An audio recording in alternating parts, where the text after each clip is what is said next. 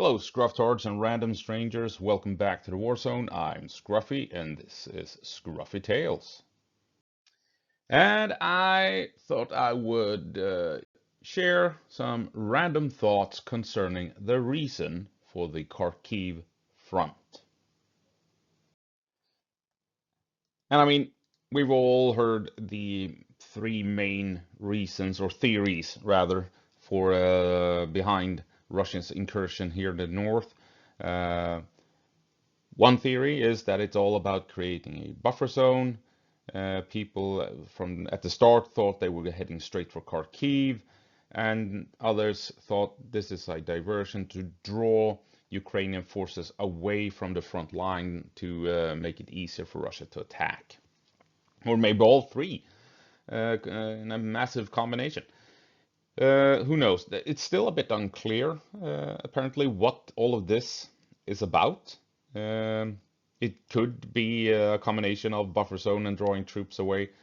Uh, Kharkiv hardly was ever the objective with so few troops. So there must be something else other than Kharkiv. Buffer zone, uh, doubtful at this point, unless Russia just massively fucked it up. That is obviously also a possibility. Uh, or they tried to attack Ukraine from behind and move down towards Kupian this way, thinking that this section wasn't all that defended, so they could make a big push in from behind, right? Since these defensive lines are pretty much set both for Ukraine and Russia, so maybe Russia thought that, haha, we can move around it all and attack from behind. Whatever. So these are the various theories so far. However, I'm slightly leaning towards maybe all of this is simply designed to allow Russia to kill as many Ukrainians as possible. And what do I mean by that? Well, I think that this up here, it's all about luring Ukrainians away from the main front line, from the established front line, right? In order to avoid the kill zone. Because as soon as Russian aircraft fly in over here, they are targets, right? Ukraine is allowed to shoot them down, and Russia is losing quite a few aircraft every now and then as they're trying to launch strikes against the front line. And they avoid the kill zone, in other words, and they cannot, if they attack up here with the same aircraft, they get the opportunity to kill as many Ukrainian soldiers as possible. Because Ukraine at the moment can't fire into Russian airspace, so the aircraft can be flying around all over here and target whatever they want down here. So Russia moves in, tricks Ukraine to allocate a lot of resources and manpower up here, and then Russian artillery and Russian airstrikes and Russian missiles can attack at will Ukrainian positions, right? So to kill all of these Ukrainians down here would demand a lot of effort from the Russians, and they would lose aircraft. Not so up here. Yes, they still lose a lot of soldiers because they need to lure the Ukrainians over here. They need to put pressure on the ground to force Ukraine to put troops in range of the Russian Air Force. So what are they doing? They are essentially luring the Ukrainians into a trap where they can kill as many as possible far away from the front line. And that kind of suggests that they are trying to soften up the Ukrainian defenses ahead of a larger push somewhere along the established front line. So not only does Ukraine pull units away from the front line, those units are then decimated up here. And Ukraine is taking a lot of casualties without being able to retaliate against Russian aircraft.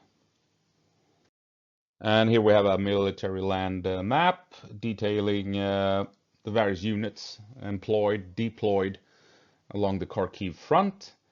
And I mean, if these Ukrainian forces were down by the established front line, uh, it would be so much harder for Russia to strike at them, right? Because they would be protected by missiles engaging air targets and engaging bombs and missiles flying across the Donbass, right? Now, Ukraine can't attack anything north of the border.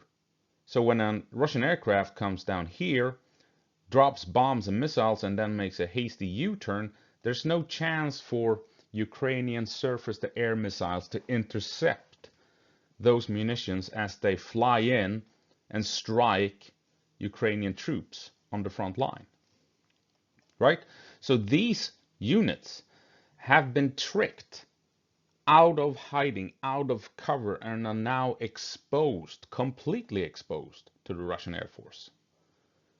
So I'm thinking maybe this was the plan all along.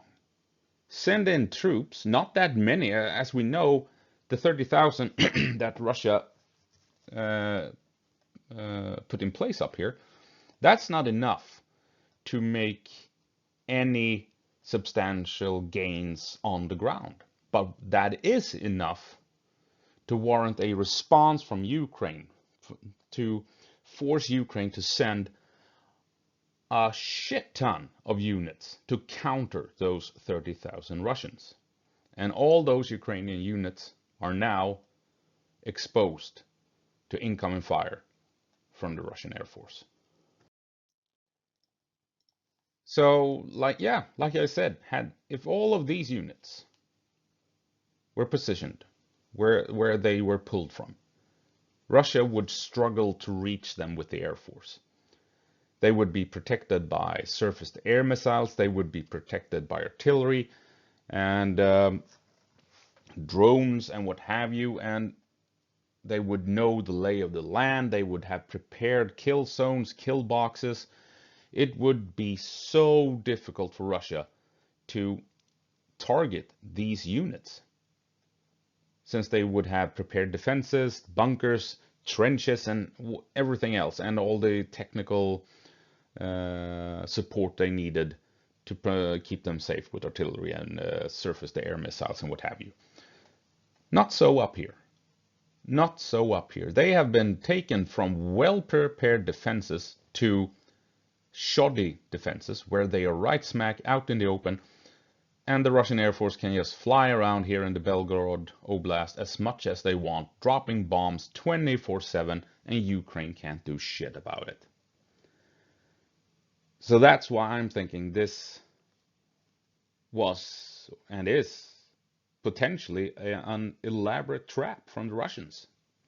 They tricked 10, 20, 30, 40,000 Ukrainians to leave their trenches and their bunkers and their foxholes and expose themselves to airstrikes that Ukraine can't do shit about. There's nothing they can do about it. They're just sitting here. They have to, because Russia has soldiers, right? Russian soldiers are... Oh.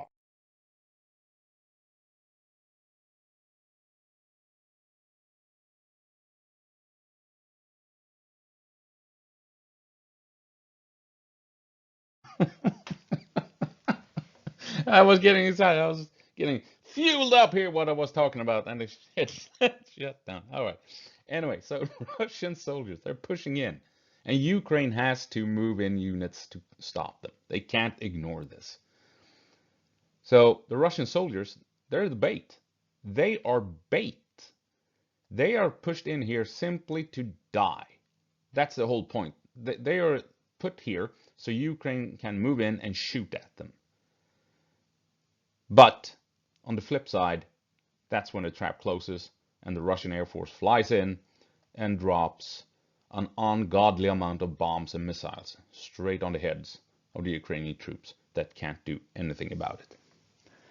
So buffer zones, diversions, and what have you, I think people are looking at it the wrong way. This is a trap. This here is just all about killing Ukrainian troops. They moved in, took some ground, forced Ukraine to react, and as soon as Ukraine put some 20-30,000 troops up here, bombs came raining down, and now they're stuck here.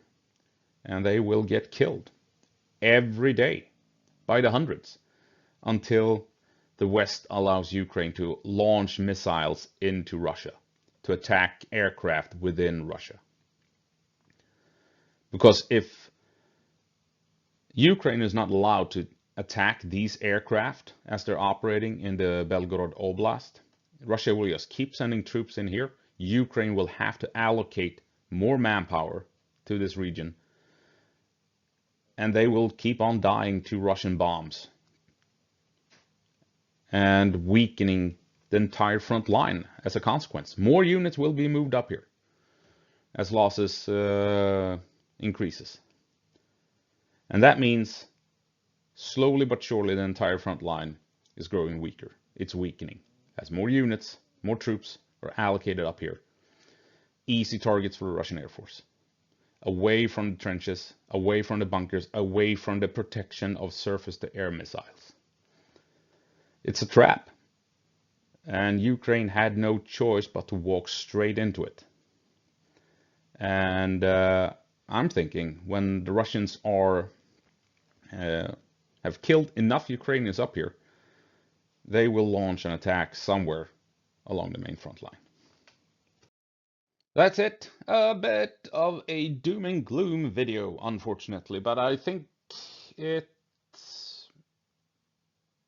not unthinkable that the Russians, the only thing they want with the Kharkiv Front is to kill Ukrainians, as simple as. Because they need to only apply enough pressure to force Ukraine to allocate manpower to the region. And that seems to be what the Russians are doing. And then, as Ukraine moves in units, Russian Air Force begins to bomb the shit out of them, right? And yeah, Ukraine really needs to be allowed to open fire on Russian aircraft within Russian airspace. Otherwise, Russia will keep repeating this strategy, and this strategy of just forcing Ukraine to putting troops on the border to Russia, where Russia can shoot at them indiscriminately without risk of return fire, that will break Ukraine. Right? I mean, imagine if you're on the front line and the enemy is shooting at you, and all you can do is stick your head up out of the trenches, but you're not allowed to shoot back. Are you telling me that that is a strategy that will favor your side or the enemy? I mean, the enemy will win in the end. So I think this is deliberate. I think Russia figured out how to destroy the Ukrainian army in a way where the Ukrainians basically can't shoot back. So, fuck it, enough of this. Yeah, they really need to be able to fire missiles into Russia. So, enough of this bullshit. Hope you found it interesting, and that I will see you in the next one. As always, go på marsch, Ukraine. Give them hell.